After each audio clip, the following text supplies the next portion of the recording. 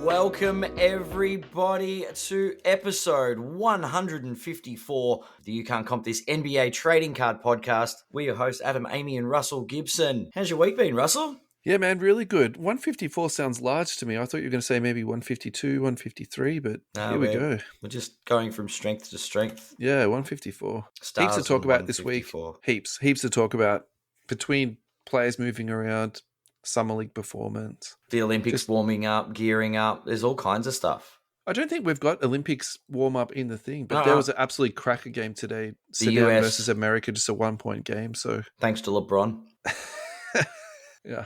The real hero. So we do have a new announcement. We finally secured some very substantial sponsorship, and this is going to be a long, ongoing partnership with the investment that this company has made into us. So it's to US Sports Cards Australia, and it's one of the projects that Ross is working on. So the project that he's working on is called Check Out My Cards Australia. And if you are very good at putting letters together, it's also ComCA or ComC Australia. Yep. And it's the same concept as ComC. I think that's the easiest way to explain it.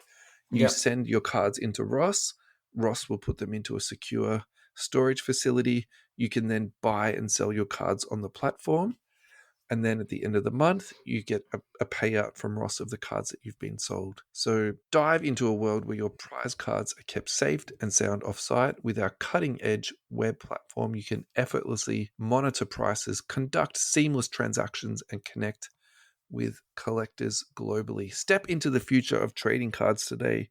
Join Check Out My Cards Australia and embark on an exciting journey of collecting, buying, and selling like Australia has never seen before. Now, if you would like to go to Check Out My Cards, you need to go to ussportscardsaustralia.com.au, click on the three little noodles on the top left, and then you'll see ComCA, log in and sign up. From there, you can just search through the cards that you're looking for, and it's literally as simple as that, and just make your purchases. So thank you so much to Ross and his team for the pledge that he's made to you and I, Adam, because I think it's a massive sign of confidence. Basically, it's about 12 months worth of sponsorship. Now, I think really appreciate that. The people who are going to criticize us, they're going to say, well, obviously I have a very close working relationship with Ross already, and that's fine. I understand the criticism that's there. If you would like to work with us, if you would like to sponsor us, direct message me.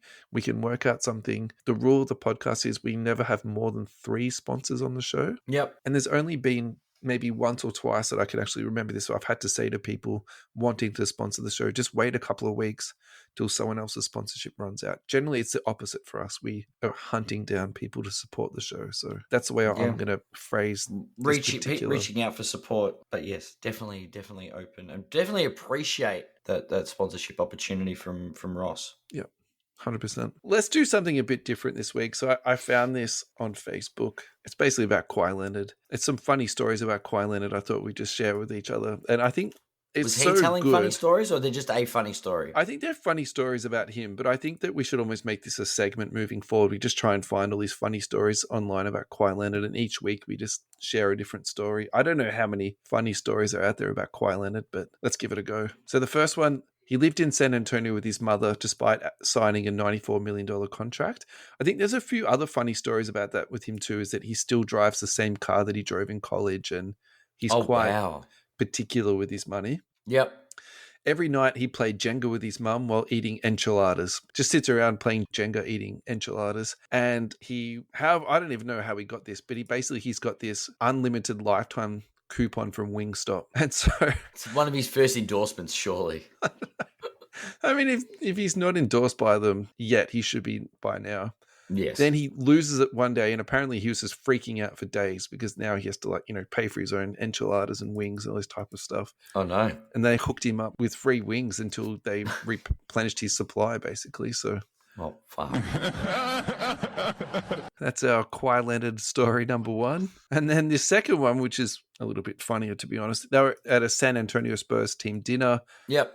The waiter comes around to take their orders. Kawhi Leonard waves them all off, and Greg Popovich, the coach, notices him waving off the waiter, and so goes over to talk to him about it. What's going on. So his reply is, apple time, pulls out a bag of apples and proceeds to eat 12 apples with a knife and a fork, Costanza style, just in the middle of a restaurant. I like it. What the? He didn't distribute them. He ate them all to himself. He didn't give everybody... With a knife and a fork, by the way, too, just in the middle of a restaurant. I mean, one guy eating 12 apples with a knife and fork, that's... Man, the output on that, too, would have been epic. He is not wired correctly. I thought when you said 12, everybody in the team got an apple. No, that was and 12. then got allocated a knife and fork to eat. So his dinner was 12 apples. 12 that apples. He ate the knife and fork. How do you like them apples? Yeah. Alrighty. I think I've milked that sound effect for all it's worth, but that's all right. It'll be back. I'm certain it's going to be back. It's coming back. So last week, one of the joys about doing a live podcast is sometimes we ask questions and I just don't know the answer to them. So I found the answer. You were asking me about how much Wembys have been selling for the last couple of years. So this is courtesy of @5guys from Instagram. If you don't follow them, they're a pretty good follow. January 24. Yep. As in 2024. Sold for 2,500. February 2,750. March dropped down quite a bit, 2,175. April 2,258. These are all US dollar figures, and then a huge drop into May, 1,150. June 850. So you can see here the level that it's moved from. Basically, it's gone down by 66%, if not more. Wow. And then July, it's picked up a little bit to 1,082. So, is he $1,000 rookie card? I mean, I don't have a problem with it. I don't think that's a bad level to be at, right? You're looking at Tatum, Luka. I think the amount of potential that he's got in skill and size and all the rest of it is it's super tantalizing. I've got no real problem with that. I think what I really do have a problem with is just the population on these. The population on this is going to be... It's going to be through the roof. More than Luka. It's going to be more than Jar. It's going to be more than Zion. And I don't want to say something crazy like, it's going to be more than all these guys combined, but I wouldn't be surprised that... Be bigger than Ben-Hur. Yeah. It's going to be crazy. So I think the thing with him is, and I think this is a segment for us to do in the future, actually. I was thinking about that this week and I didn't follow it up. So we say silvers are no good. Base prisms are no good. What is good to buy for Wembys? Then we go through and we can do a little bit of a card exploration, because there are some really cool cards out there that's coming out from Panini. And I think that's a little bit of the problem too with the release schedule this year, is that it's coming on so hot and heavy. One release comes out, nice cards come out, then we move on to the next one straight away. You forget about some of them, don't you? Donruss Optic has just landed. Yeah. Well, it's been out a little while now, but there's the Slammy cards in that, which they're really cool cards, but not a lot of people are talking about them. So, it gives us an opportunity to look through the case hits out of each product. So yeah, that's true. I say we do that. Yeah, not a bad little deep dive. Yeah. Alrighty, this came into my feed from HGA. So basically they've closed the doors on grading at the moment. And this is not the first time this company has actually made this decision. Restructured? So this is the third time that they've stopped taking cards in for a while. If you're not familiar with HGA, you would definitely have seen their slabs, but you just might not have recognized them. So basically when you do your submission to HGA, you can also choose the color format up the top. So we all know how much, Adam, you love a good color match. I do love a good color match. So you can color match your slab to the card. The other thing you can do too is, and I'm not too sure if they offer this anymore, but they were definitely doing this for a while. Essentially, you can do a custom label. You can pick your color schemes and you can go through and choose the color on the fonts and all this type of stuff. So I think for Pokemon in particular, it's fantastic. If you've got different colored parallels and you want to match that together, again, that's really cool. HGA make their claim to fame within the grading world using AI, and they've been talking about, using computer integrated grading, for quite a long time. But for some reason, it's more of a novelty than a true, well-regarded grading company. I think that, also the joke behind HGA is that you can get a 10 from them, but it'll be an 8 from BGS, and it'll be, an 8 or a 7 or a 9 from PSA. There's always that variability with PSA too. So HGA has changed hands a couple of times in the last, again, they're closing down their doors and they're going to remodel. So that's what basically this whole thing is about. Given what we have learned, we have decided to restructure our business model, change our website and ordering platform, and bring on an operating partner that understands this industry and has a passion for it. Unfortunately, this means we'll have to pause orders temporarily while we undergo these changes. We'll finish out the cards we have in our pipeline and then go to work creating this new model and finding the right partner and leader. We will launch a model that focuses on these customers that appreciate our amazing custom labels, our quality cases, and our consistent grading. When we relaunch, our model will be simple, high quality, and really cater to the collector that appreciates the high quality offered by HGA. That's probably enough for us for doing the read through. But yeah. where are you at with HGA, Ad? Is it something that interests you? Are you not interested? Look, I think I thought it was very interesting the way they went about things. I thought it was different, and if it had have gone well, I guess it would have been a nice, I don't know, alternative grading company. But like with any of the smaller graders, like just the smallest bit of negative press kind of kills them. And when they were struggling with a backlog, when slabs were coming back and it was not the greatest, they had a lot of hiccups. I do like the custom slabs. Don't get me wrong.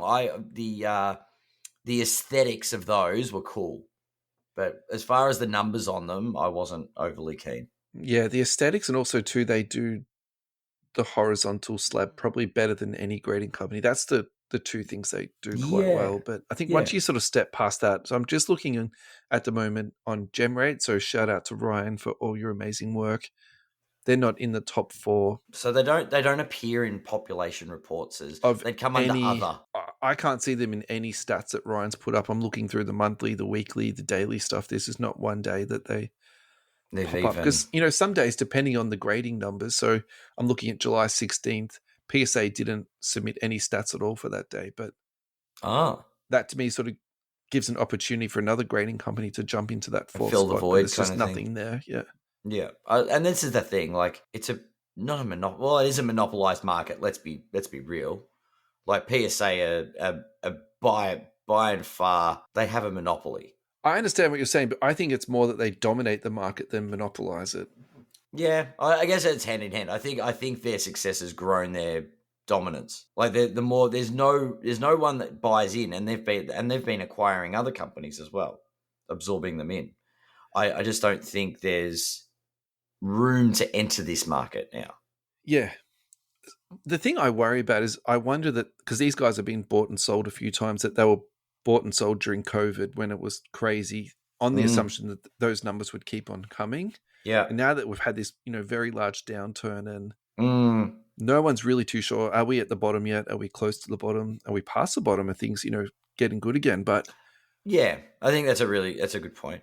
And I wonder if also too, part of their modeling that they created previously was like they were basing it on X numbers. Now they're getting a particular volume. Yeah. Y numbers, which is much less. So look, maybe it's not the worst thing in the world. They sort of stop and, restructure, but at the same time too, I think it does definitely hurt their branding. Sure. I do think though, the main thing that you would want to do in all of this, I think if anyone is making their own grading company, is you want to get bought out by PSA, honestly. And I say this in a very complimentary way. Yeah, like you want to be regarded that highly. Yeah, agreed. Yeah, get into PSA, get them to buy you out, and then basically take over and just be like another outlet for them. And I think the same thing about Aussie graders too. There's a few graders in Australia, and I do almost wonder, like, would it be better for PSA to have these sort of little island companies around the world instead of getting them all sent back? I think that causes other problems with quality control and regulation, as I know you love to talk about, Ad. Yeah. But I don't know, in my head, that kind of makes sense. There'd be a consistency problem there with being able to guarantee the same quality coming out of different sites and in different countries, I guess. Yeah. But yeah, speaking of the quality, I think the aesthetics of those slabs, they're good. I've always liked the aesthetics of the HGA slab, and I think they make cool showpieces, but I don't think I'd be getting high quality cards graded with them. Yeah, I think it's a PC only thing for me, and frankly... Yeah. And that's the thing, like, you can make a really cool, you can have a great setup, like a nice little cute PC, and then get them slabbed in HGA slabs to make it look really pop. Yeah. I think, to be honest with you, I'd rather just a really nice one-touch. Maybe that's their next move. I don't want to be that guy in the room, but yeah, for me to PSA... Is it a product we need? A one-touch or a top loader that's in the back, that's kind of my 1, 2, and 3. Gold, silver, and bronze medal. Keeping in with an Olympics vein. Yeah, I don't think they're on the podium, these guys. Alrighty. PWCC made an announcement. Basically, it was around a card that was sent into their platform and sold. It turned out to be a fake card that had an autograph on it. So their reaction to this, or they're changing their policy, is in order to ensure Fanatics Collect is the most trusted platform for collectors, we are implementing an important policy update. Effective today, we will no longer permit the sale of autograph-only authenticated cards on our marketplace. Feedback from the collecting community has made it clear that the authenticity of autograph-only authenticated cards can be misinterpreted. 100%. That's... Or you can also say too is that they sold a fake card. I mean, I think they are taking accountability, but they could also say too, really what happened. This decision ensures that every collector can trust they are buying a complete verified product with the highest standards of authenticity. We look forward to continuing to provide with an exceptional marketplace experience. So that's good outcome. I think this is really your platform, Adam, to talk about regulation. It's a tricky one, isn't it? It's very much a, what are we grading at the moment? Or like, what are they selling? What are we... Because people buy graded cards for a level of, what would the word be? Assurance. Definitely. That the card they're buying is genuine and authentic. Particularly PSA. Correct. Yeah, So with their money if an back guarantee. autograph is authenticated, it says authentic on the on the slab. If the card's not real, but the authentic and the autograph is, basically people are trying to sell a narrative that it's an authentic card. I think that's a bit on PSA too. And maybe one thing true. about all these companies like coming together and essentially forming alliances, I wonder if there's going to be direct communication now between Fanatics and PSA. Information sharing or... this is the problem that we had.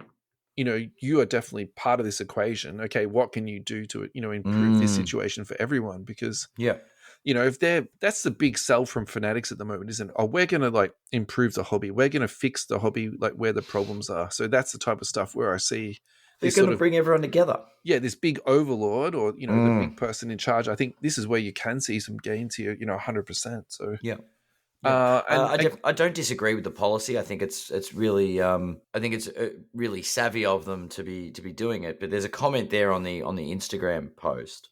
Yeah. The highest Jordan sold close to $3 million recently, and that wouldn't be eligible under this policy, is the comment. Oh, okay. There are replies. I'll read them. Because the card is fake? Is it? I don't know which one he's referring to. Yeah, it's a bit tricky, isn't it? You're not too sure. Yeah. Is it the Jordan, the new... Well, no, as far as I know, the ones we were talking about last week, they haven't gone to market. They're still in someone's collection. And they were offered 100 million, so that's more than 3 million. Yeah. Why would that not be? Why would the one, the Logo Man one, why would that have not been? Maybe it was trimmed. Who knows? Sounds like you're asking me questions again. I need to research and find out for next week. Yeah. You're supposed to. Yeah. Me and research. You're hearing it live here first. Oh yeah, no. They're specifying. Yeah, currently, if it's just a trading card, that it's basically they're what we were just talking about. If it's a genuine card, so the Jordan, I think the Jordan would be fine. All right, let's. I'm going to say this last comment, then we'll go off to a break. Okay, so this is from @Brooklyn Vintage Cards. Secondary market orders should not be permitted. I'm all about this. For me, all this secondary market autograph stuff is an absolute load of nonsense. Yeah, I love it. It's why do you need secondary market autographs? Just get autograph cards from the Panini. All right, break time. See you in a minute. See you in a minute. Alrighty, we're back. Adam, have you got a drink? Have you topped up your beverage? I do. I have water in case I need to hydrate. Great. Don't want to be dehydrated, that's for sure. Correct. Alrighty, this next story, I've deliberately left it a few rungs down because I feel like every other media outlet has been covering this straight off the top of their bat and ad nauseum. So you might want to skip through this because you've already heard enough about it. You don't want to listen to this nonsense again. And also there's other people that have probably covered it better, but at the same time, there'll definitely be some people out there that haven't heard about this. So essentially a story came out. It's been picked up by all the big dogs, the names that I don't want to hear. Eric Whiteback also mentioned it. I actually don't know who was the original person who brought this to light, but it wasn't a large account who posted the original video. But basically what it is someone's taken a case of Flawless and put it into a CT scanner, And then the information they've derived out of that is that you can tell the types of patches that's in the card. So you can't actually tell the player name. It won't give you that much detail back, but it will show you the shape or the size of the patch. So for example, and where this becomes relevant is logomans can be then, you can say, okay, great. So this is a one-of-one That's a logo man in this box. So we want this case and we want it, for ourselves. So I currently previously worked in the healthcare industry. So I still have some friends that I still keep up with. And I reached out to my buddy who is a radiologist. And he was basically saying to me that to be able to take a box of cards and put it into a CT machine, you would either have to be a radiologist or a radiographer yourself, which narrows it down to a pretty small margin. Yeah, quite a bit. Or you would have to own your own medical practice. He's like, that's kind of the only two scenarios that it would be. He then said to run a machine like that, he's like, it's about 300 Aussie per go, give or take a few dollars either way, right? He also then said too, is with the logs, he's like, it's very difficult to remove data out of these logs. So it's like your boss would then know that you're putting briefcases. Let's just say your boss doesn't know it's in the cases. Let's say it like that. But your boss would then know you're putting in 50 briefcases a year into a CT machine. They'll be like, well, like, what's up with that? So I've got ideas going through my head now. No. So let's hear your ideas, and I'll finish off where I was going with this. But does that inspire people to be like, "Hey, boss, I've got this really cool hobby. I want to get you in on this." Yeah. To get permission to use the CT machine. So people have come about this from two different ways. So some people are saying, great, you've shown people how to scam people. Now more people know how to scam. Yeah. And then the other side of people are like, well, now it's been brought to light. So now, we know about it. You're really probably not stopping people from doing this if they want to. Yeah. I think for me, it's almost like the joke that I have in my head about the ways that you can get scammed in this hobby. It's just like add it to the list of just another way that, people can do it. But that said, if you're a reputable seller, so... And someone goes, I'd like to buy a box of Flawless off you. Yeah. And I get a box and I nick off and I come back and go, I don't want this one. I want another one. Yeah. You know what I mean? Like if I'm running off and doing a CT scan and saying, nah, I don't want this one. I want another one. I think the probability that this happens to search boxes in this manner, I would say it's very, very small. And I think that's where I was trying to go with that narrative that I was laying down before. It's like, because when I heard about this, outrage is not the right word, but I was kind of like, this doesn't really sit well with me. I don't agree with it. Like, it's just another crappy way that people can take advantage of someone else, and then someone else foots your bill. I think that's the part of it that I'm kind of a bit like, ugh, that sucks. But I think realistically, I think it's funny. The number of people that are going about and doing this and profiting from it, like that's the other thing too. Like if it costs you, well, again, I suppose someone else is footing the bill for running the CT machine, aren't they? I don't know how many people are actually, doing this. I'm telling my boss that for their $10,000 investment, if they do run a few CT scans, what the average going rate of a logo man is. Yeah. And see if it's worth the risk. I mean, that's true. Like what's the cheapest logo man? $2,000, $3,000, something like that. Yeah. I don't know. I do think it's a lot of effort to go to. And yeah, I'd have suspicions if people were returning boxes and going, I don't want this one. Well, I wonder if it would be someone, say... Or if they bought them in bulk and then tried to on-sell them. You had access to that many boxes. And yeah.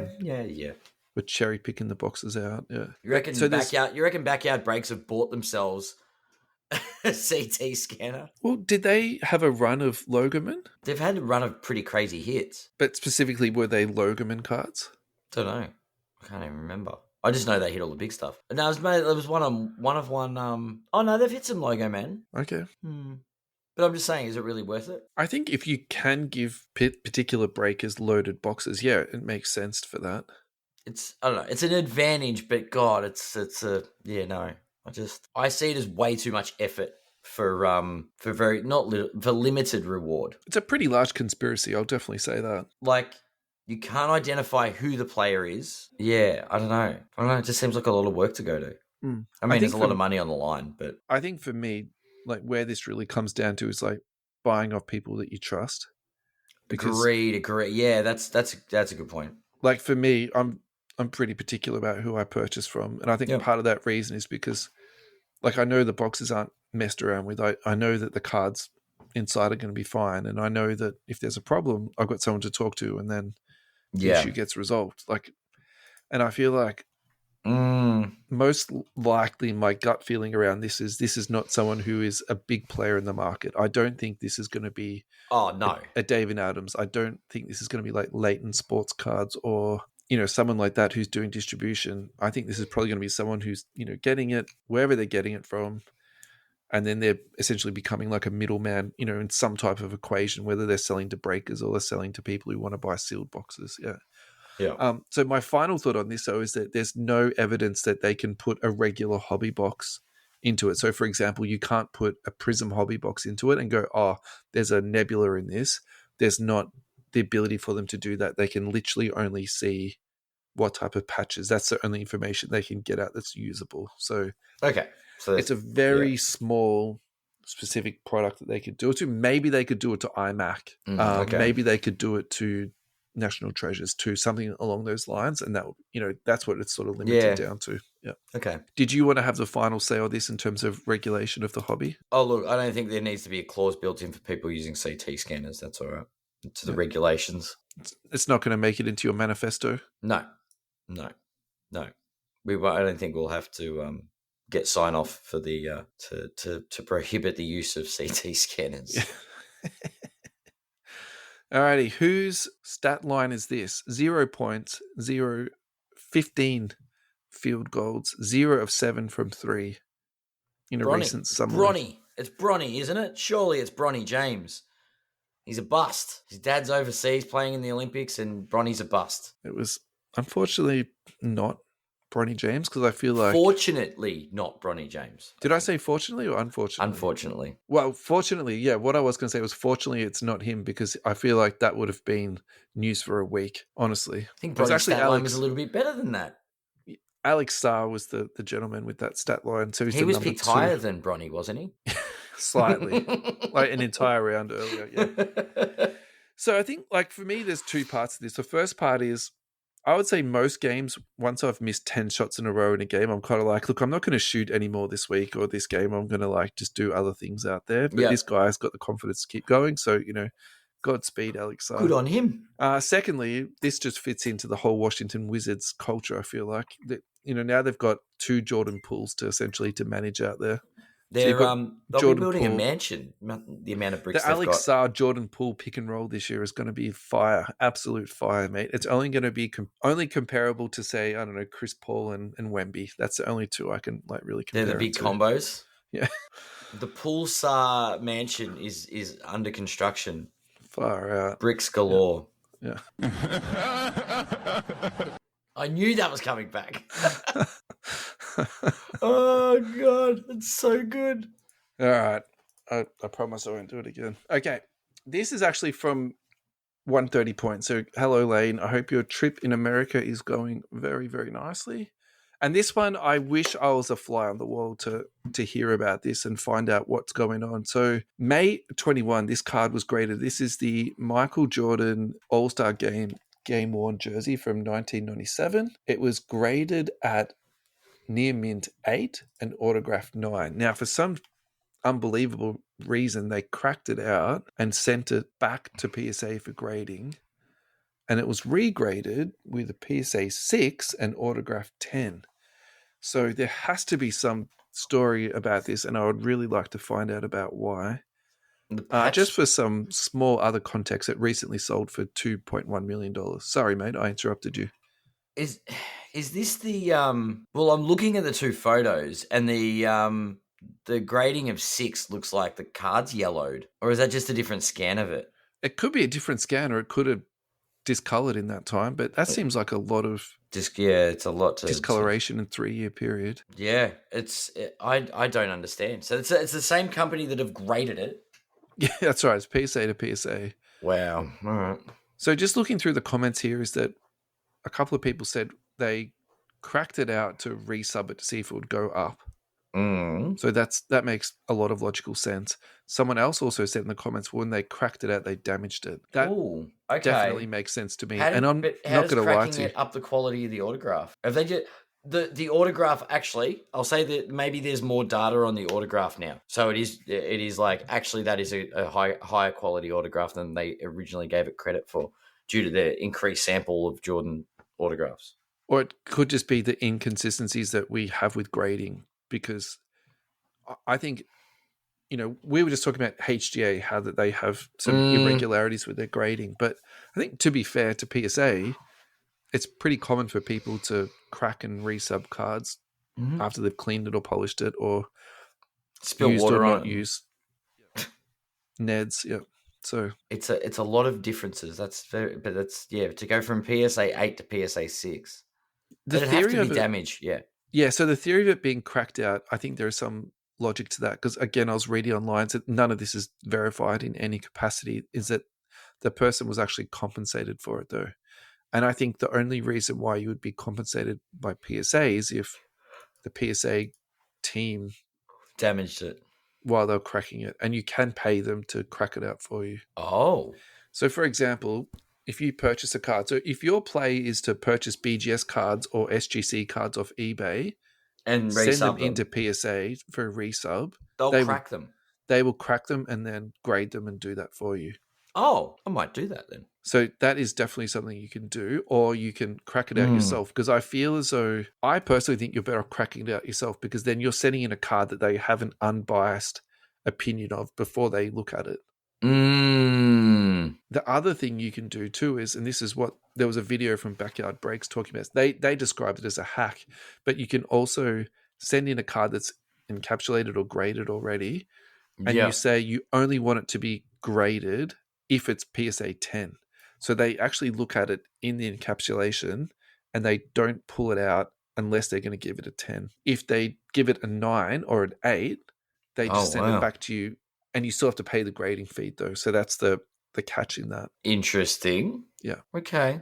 It's still a lot of difference, but you're right. It could just be, they've stuffed it as they've cracked it, and I reckon that's what's happened. Yeah. And look, you're right. The overall grade on it might be it'd be around a 9.5, but they're rounding, and someone rounded down, and the next person rounded up. Yeah, 100%.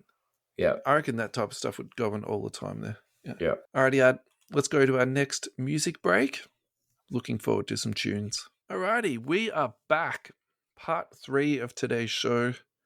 And we're going to get back to some Jordan again. Back-to-back Jordan. Back-to-back Jordans. Right. I wanted to talk about this card with you for 2 reasons. The first one is, it's Michael Jordan. It's always good to look at some card porn when it comes to Jordan. Yep. Now, the next thing to talk about with this card is it's hoops. There's not that many hoops are not considered generally that chaseable, blah, blah, blah, blah, blah. So this is from 1997. The insert set is called High Voltage. Like it. We have a listener question later in the show. Maybe this is a perfect time now to actually delve into this listener question, which is talking about inserts. But this is the exception to the rule where hoops is chaseable and it's something that you should be looking to get. So this is PSA 8. Well, it's actually 8.5, but that's fine. Population on this is just 8. Okay. Now, the last sale on this was 1,050. So it's a pretty, nice little return on that card. It is given. Yeah. My thing about this is that, it's low population, but I just think you can spend $1,000 better somewhere else. Like, I'm definitely not poo-pooing this purchase. I'm seeing all these Jordan inserts just skyrocket, right? We've talked about this. That particular thing that you just said, we've actually mentioned that before on the show. Oh, yeah. So, and is it just like people are, I don't know, because I feel like the pop count on this isn't a factor. Like, I'm sure there were thousands of them printed, and you know what? It's hoops. We'd probably be able to get a box of 97 hoops. I think the issue with, so let's talk about this card in particular, and you mentioned pop count. I agree with you. I think a lot of this would have been printed, but I think the issue was, and we're nearly talking about 20 years ago. 20 years ago, yeah. It's the preservation of those cards. Yeah, true. Particularly when you talk about hoops, like you think about who purchased and handled hoops, it was kids. And still is kids these days too, right? It's the same thing. So I reckon you're right. I think there's heaps of these, but how many of them are in mint or near mint condition? Probably Oh, probably not that many of them, And then also too, they just came up with this beautiful design. So look, what about a challenge to the listeners? Or I'm doing a bit of research. I'm going to try and do a bit of background research. I won't do it all now. 1997 hoops box. 96, 97 Series 2 hoops. That's expensive. Oh, 96, 97. Is that because it's Kobe's year? that's Kobe rookie year. Yeah, it might be because it's My- like 2,000 US for a box. My recollection too, some of that Series 2 stuff is quite expensive because they often put the rookies into that. Anyway, I'm like, how where much are you would going there with be? this? Yeah. My thought was, Yeah. how much would it cost you to rip a couple of boxes of this, get that Jordan and send it off for grading? Because if they're selling for 8.5, last sold $1,000, imagine what a PSA 10 would sell for. Yeah. Anyway, I was going down that rabbit hole. Yeah, that makes sense. Like, if you can get cheap hoops product that's got Jordan in it, how much potential money can you make doing that? Oh, by the way, I'm not going to recommend anybody actually do it. Yeah, I think the problem with that is that you hope to get Jordan, but then you get Harold Miner. Oh, let's you get the Harold Miners of the world. You get like even a Hakeem Olajuwon. Like, well, actually, scoring kings are the big subset to talk about, right? When it comes to like the Jordan's worth money, and the rest of it's not really. I think, but any insert set, the Jordan's worth the money, right? I think what my takeaway from this is, it seems to be at the moment, just buying Jordan is a very sure thing. We talk about what's good to buy in the hobby, and I think at the moment we have been talking a little bit more Jordan consistently. Like, we talk about the ultra modern stuff, obviously, like that's what I'm most interested in. But I feel like these type of things that we sort of just keep popping up, it's like it's really hard to ignore that. At the end of the day, Jordan is the GOAT of the hobby. It's like as simple as that, I think. Yeah. Oh, look, I don't think the GOAT debate's much of a debate. I think we all agree that Jordan's the most iconic basketballer sort of ever. Yeah, but specifically to us is, even in the hobby today, with everything else that's going on, he's still the ruler of, this domain. So, yeah. Alrighty, let's thread in Al's question, because I think this is probably that's the best perfect time. Yeah, perfect timing for it, for sure. Rusty and Adam, I was thinking about something for the show, a discussion on inserts and why they kind of don't matter in the hobby compared to the old days when they were a premium hit. Like back in the day, oh yes, I indeed grew up with the sexiest inserts like Scoring Kings and Beam Team. We didn't really have auto hits and numbered cards. I think those really hurt insert pieces these days, not to mention some inserts these days look like SHIP. So... Adam, why don't you answer this question first? I mean, it's not really a question. I kind of feel like he's answering his own question, but at the same time, let's address this statement. The statement. Well, Al started the discussion and gave us his opinion. Yeah, that's right. I feel here. Yeah. And I tend to agree. Like we grew up in some very interesting times with the 90s, the junk wax era, as it's been so aptly named. And yeah, like we did have very interesting insert sets like Scoring Kings, Beam Team. There were Power in the Key. There was some good, like, do you know what I mean? There were some pretty funky insert sets. And they were cool. What have I got? I've got like the old triple double set from Upper Deck, like the hologram stuff. They're cool, and back in the day, they were sort of really rated as a premium. I don't know. These days, they've just sort of been threaded in to sets rather than becoming the focus. Parallels have become the focus, like the numbered parallels. I guess we're starting to see a resurgence in the respect for insert sets. And my question to expand the discussion is, in 20 years' time, when whoever has the license to cards and cards are doing whatever they're doing now, are we going to go back to this period of time and be looking at other insert sets and going, you know what, is it a case hit or is it just a cool insert set? I don't know. Do you know what I mean? Like, yeah, no, definitely. I definitely prismatic, understand what you're saying. I don't know. I suppose there's different tiers of inserts as well. Yeah. Like we alluded to it before, the Marvel cards, they were cool. The slam covers, cool. But yeah, like, I don't know. We do tend to go back to kabooms. like premium inserts. Yeah. But there are so many around. Yeah. All right. So I just need to break this down a little bit. So I think the issue with looking backwards in time that far is you tend to look at things from very rose-colored glasses. Like that's the first thing we need to at least acknowledge. The second thing too is when you go back in time that far, you filter out a lot of junk.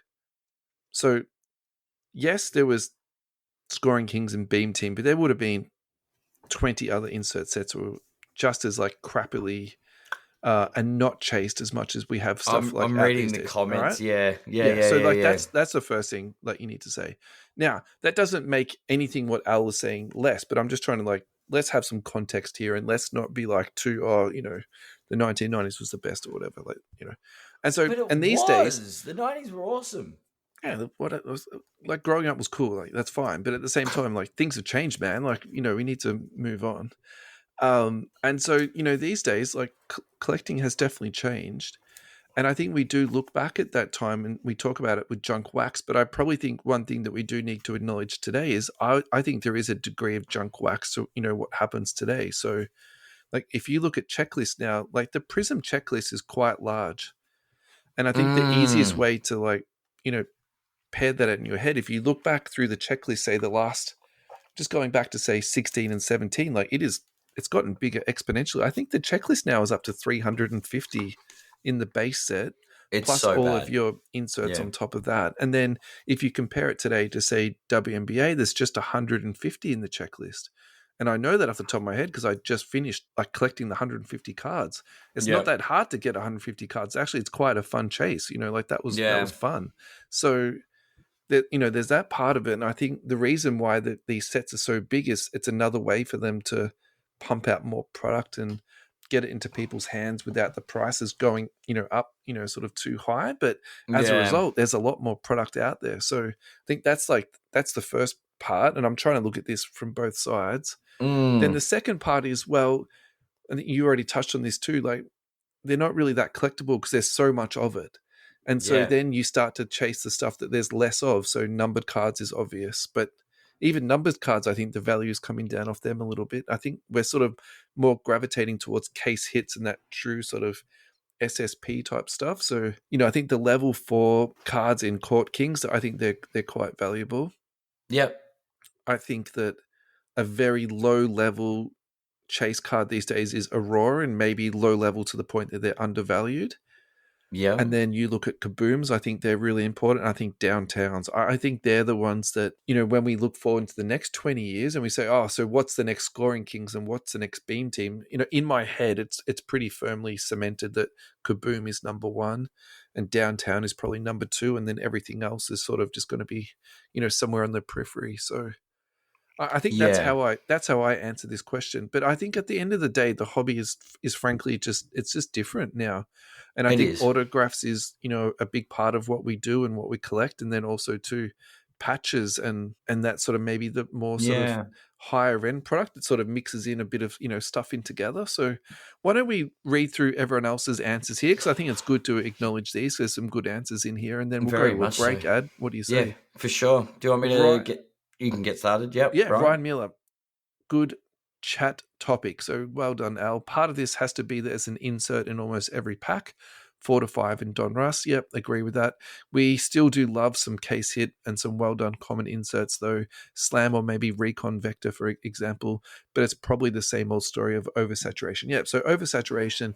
And I think for me, the key point I want to emphasize here on Ryan's answer is, okay, so for me, it's select.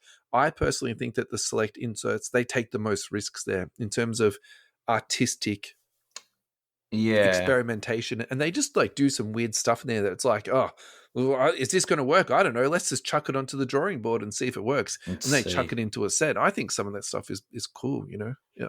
Yeah. Oh, Anthony Milne. Yep. Inserts these days are like consolation prizes in packs, just because a lot of parallels throughout the hobby. And I'm like, yeah, because parallels and insert. And touching on that, I guess back in the day, there was like sometimes there was just a gold stamp on a card. That was the insert. It was a base card with a stamp on it. Yeah, that's before the prism variants or the refractor. Yeah, Do you know what I mean? Like there was some low effort inserts in the 90s to go with all the cool stuff. Do you know what I think is a really good buy at the moment, and particularly when you're looking ahead, is silver LeBron base cards and also silver inserts of LeBron. I actually think, particularly when you like move this forward into the future, we're just talking about that Jordan card. I reckon that that's going to be one of those things that you pick them up now for $5 or $10, and then in a few years they're going to be. Big. You send them off for grading, they could be easily worth $50 to $100. I've got no problems with saying that at all. Yep. That makes sense. Yep. Matthew Hull, inserts should be valued better. Some of them are amazing. I think they could be better. However, on their artwork, I mean that although they're good, they are devalued again by super short print inserts. Yeah, and you can look at it both ways, can't you? You can say, well, this one is devaluing the other. You now have inserts, short prints, super short prints, then the occasional made up update insert as a player does something cool. And then on top of that, you have numbered and autos and numbers. The fix is less print runs, but that won't happen when there's so much money to be made. Yeah, look. Yep. That's a derivative of probably what we just said, isn't it? But yeah, it's a very, very good point, Matt. Yep. And then, I mean, then as ADOS summed it up, rarity and desirability is the name of the game, I think. Yeah. So remember the inserts that we are saying were the big ones. So, and we'll refer back to Beam Team Scoring Kings. Sure. One a box. Yeah. Right? There's a set of 12 or 15, one a box. So not every box of like 93, 94 Fleer Ultra. I think that's the year, or was it 92, 93? I can't remember which. Don't let the facts get in the way of a good story. Whatever year that was. Yeah. Do you know every box didn't have a Jordan Scoring Kings in it? There were players that weren't as sought after. Yeah. Like there's a Karl Malone, there's a Alonzo. Is it Alonzo Mourning? Something there's like that. There's definitely a Hakeem in there because I've got one of those in the cupboard. So yeah. Anyway, I know what you're saying. Yeah. So they weren't the easiest to come by, and they were highly sought after. But then people did have a lot of the, for better use of the term, crappy inserts. Yep. Anyway, that's all I've got to say on it. I think it was a good topic. Really, really well thought out, Al. Good discussion point and good opportunity to reminisce. Alrighty, we're going to go to our last break, and then we're going to come back and we're going to do another listener question, and then we're going to talk some Denver Nuggets. Nuggies. Alrighty, we are back. Are you ready for the final run, Ad? I was born ready. I wasn't born ready for the end, but yeah. Well, you know what I meant. Matthew Hull, ahoy! Topic of discussion I forgot to add the other day. Busy. Blah, blah, blah, blah, blah. Is the hobby as influential as it seems to be with players and overall views of the league? What I mean is, with Fanatics and Tops kind of overlording the hobby, I can see that players are viewed and spoken about reflective of the hobby values. An example is the hobby predicted Tatum not growing to the point of Luka and Brown overtaking, with Luka still gaining value post-finals win or lose. They've all come down, but it seems the media, ESPN, sports, news, etc. are all following just behind the hobby. Is this coincidence, or does the hobby now have a new hold of the league? What other reasons could cause this? The WNBA, Caitlin Clark, thefts, Jeff Wilson, I'm going to beep that name out. Or is it Russell Gibson and Adam Amy? I don't know about that last one. Matthew, I think you're overestimating our contributions, but thank you. Personally, think we are on the precipice of big things in the hobby, and especially with the You Can't Comp This family. Thank you, Matthew. You've been a huge supporter to us. We appreciate your kind words. Photo is a recent acquisition, not for sale, not for trade, but someone I'm now watching due to listening more to the pod, and he's put in a Don Russ choice, looks like. Ben Shepherd. Of Ben Shepherd, sticker order to 99. So yeah, nice little pickup, man. Adam, I'm going to turn this over to you, mate, because I'm a little bit torn on this. So I'll let you answer first, and I'll probably just rebut, I think. Rebut from where so we briefly touched on these things, and I don't know. I think the influences are varied. I think it shapes opinions, but I can't imagine that the hobby's the leader here, and influences. Yeah. I think you hear a lot of opinions about cards, and obviously, and I'll go back because Matt's actually gone to the trouble of putting some hashtags on his post here. So first one is hashtag regulate the hobby, and the second one is hashtag Luka remains to be trash. So I like that one. Anyway, I like both of those actually a lot. Like I don't know, like I'd like to think that I've had a hand in Luca's recent devaluing, but I think he's but I do think, in all seriousness, that I mean, we are a good barometer, but we're reacting. The hobby is a reactive community. Obviously, the players are the ones that are like we're watching the game, but I think we've got the finger on the pulse. So the news is sometimes the mainstream news is a little bit behind on their narratives, and a lot of us in the hobby consume a lot. We consume podcasts, we consume live games, and after those games, we're consuming podcasts about the live games. Yeah. Do you know what I mean? Like the Oh, yeah, amount of definitely. information we're processing Yeah. is quite overwhelming. But as far as collectability goes, I think we've identified key things, and I don't think that drives the price so much, but it helps people collect. We've looked at the data surrounding bigs, for example, and like tall players. Centers don't sell papers, basically, right? Shaq can dominate the league, but his prices, maybe due to the production of his cards, but do you know what I mean? Like he was Yeah, no. saturated through the market, and his Yeah. prices are sort of where they are. Jokic, we say, is criminally undervalued, whereas Steph Curry's still flying through the roof because he's a guard. We've also got big markets, small markets as far as teams go. I mean, I'm not going to comment on what the people of Boston do with their buying patterns, but maybe it could be a combined IQ problem that's the reason they're not buying Tatum. I'm really having goes, aren't I, today? Yeah. But I don't know. I don't think the hobby is the one driving it. We drive the price, but it's based on the evidence we're seeing as collectors.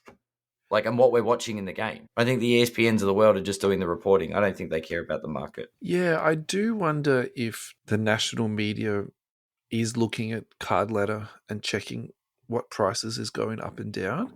If I'm understanding this question properly, so I would probably say that the hobby is more influenced by trends in the media. Yes. So that's the first thing. So Yep. what I mean by that is, so the really big stories, like the easy stories to follow. So for example, when Zion Williamson was all that The hype. hobby value and hype in the hobby around Zion, I think at the same time, there was an enormous amount of hype and drive from ESPN and the NBA media partners to push this kid into everyone's lounge room to like know who he was. All right. So that's the first thing. And I think each year that happens again and again. So for example, then it was LaMelo Ball after that. And then it was Anthony Edwards. And then, to a degree, I probably think it was, Cade Cunningham, even though he, really wasn't that sexy. And then, last year, we need to talk about names in this one? It was Wemby. And it was I feel all Wemby. And I feel like the media last year was a bit more organic because you weren't trying to create hype, you were just presenting hype. And I think that was probably the difference. So I think where I'm going with this is I think there's people that come in and out and buy and sell cards that's just driven on those like huge headlines. So people will just buy those big dogs. Yeah. And then I think if you drill this down a little bit more, and you spoke about this, the people who are consuming, high levels of content. So then they're buying at a different level again. And I would probably say this is maybe where I fit into the hobby. It's like I enjoy buying the prospecting cards and then tracking these players as they come through the league and seeing their performance. And then you can also monitor the value of those cards sort of going up and down. So I think there's also, that part of it. And I hope I'm answering your question properly here, Matthew. So I don't think it's the hobby that's driving that. I think it's the media and the way that you can now access players' performance so much easier. So, my example for that is that, I used to get Pontel DVDs, whereas now I just go into my phone. So I wake up in the morning, I can check my notifications if something's big's happened. And then while I'm eating my breakfast, I'm listening to the daily NBA program that summarizes what's just happened the last 24 hours in basketball. Yeah. I think that's the difference for me, like how I sort of consume it and then like exposed to the hobby. Yep. Yeah. I think we're much more educated these days on what's going on. There's a lot more information available. Yeah. Between Not more educated, NBA.com. maybe more informed. How about that? Yeah, sure. Okay, I won't disagree with that. Between NBA.com, Instagram, Twitter, like there's heaps of it going around. Yeah. Yeah. Anthony Milne, sometimes the hype before they even play a single game is over the top, or they play in the summer league with no stars in the lineup, is way too high in prospect rankings. Being drafted in a well-exposed team always helps, but at the end of the day, the hobby is a flip before they flop type of prospecting. A lot more people in the hobby won't give any player 5 years to develop their talent, or should I say, hold them long enough to see they develop. Just my opinion. I think that's actually really true about the flip before they flop, because we talk about this all the time. In that first 12 months, there's so much hype around players. And probably if you're looking at statistically when is the best time to sell, it's almost immediately. As soon as the product comes out, that's probably the highest a player is going to be, for quite a long period of time. We were at the start of the show, we did that. We showed that, literally. Yeah, that's right. And that's with Wemby. And that's with Wemby, that's right. He's like a top flight, prospect on that. Yeah. And it hasn't, and the hype hasn't died down. Yeah. Everyone thinks it's a friggin', There's always exceptions to the rules on that, right? So the easy one now that's like there's three that's come to my mind immediately, but the biggest one for me is Tyrese Maxey. No one cared about Tyrese Maxey in Philadelphia 76er PYTs. No one cared. Now that guy's now selling for the same rate that Cade Cunningham is. Yep. Then you've got Tyrese Halliburton, who had a huge surge this year, and then Anthony Edwards. Like, he literally dominated hobby talk for 4 weeks straight? Like, honestly, what else were we talking about for 4 weeks? It was how good is this guy? He's finally taken the step. He's the next Jordan. So flip before the flop, that's like a t-shirt we should be wearing, walking around. That's an awesome phrase, Anthony. Like, you've flip before the flop. Yeah, you have literally captured a hobby truth in, a funny sort of slogan. Yeah. Yeah. All right. I think we're going to have time for one more thing, and then we'll close off today's show. Let's make it big. Let's make it big. I don't know. Yeah, I reckon. Have we got time for big? We're probably not going to get through all of this. So why don't we just do Gary Trent to the Bucks, and then we'll do Gary Trent card ladder, and we'll leave the Nuggets for next week, because I think we're going to need some content for next week anyway. All right. Alrighty. That's the Nuggets is a preview for next week. Yeah. Yeah, we're breadcrumbing to the Nugget. Or as a penguin will do, pebble. We're pebbling for next week. Pebbling towards next week.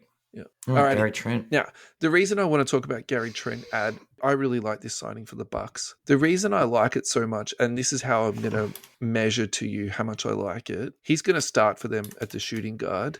Can you tell me who started at shooting guard for the Bucks last year? Because already I've forgotten. That's how good of a signing this is. Yep.